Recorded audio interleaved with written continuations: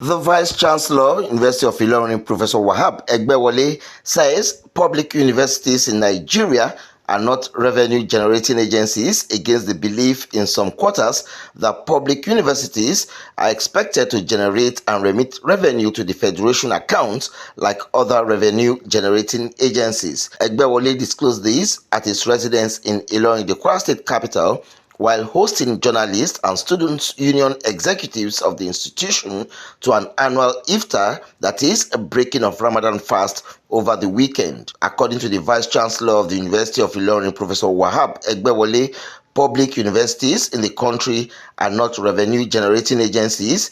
They only charge students for few services provided on the identification cards, internet services, and hostel accommodations, adding that University of Ilorin spends about 130 million naira on a monthly basis to maintain its electricity services within the campus alone. A huge cost, he says, no public varsity can generate internally. University is not a revenue generating outfit, and for as long as we push the idea that university is generating, the only thing universities does is charge for services.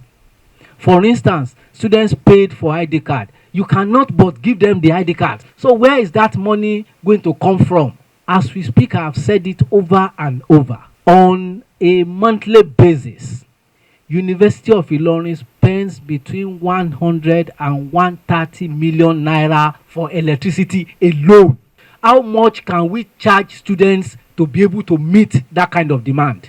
Egbewole, however, maintained that Unilorin is being repositioned to be self-sustaining as it is the essence of academic, adding that federal government is already addressing the issues of the earlier proposal of 25 or 40% remittances from the public universities. As we speak, I'm aware that initially it was supposed to be 25% of remittances. Then there was another release of 40% of remittance. All these things are already, the present administration is already, federal government is already looking at the issue from the perspective of universities being global player, and therefore we cannot expect them to generate any revenue. But that is not to say that if we really want to be global players, then we need to do things differently.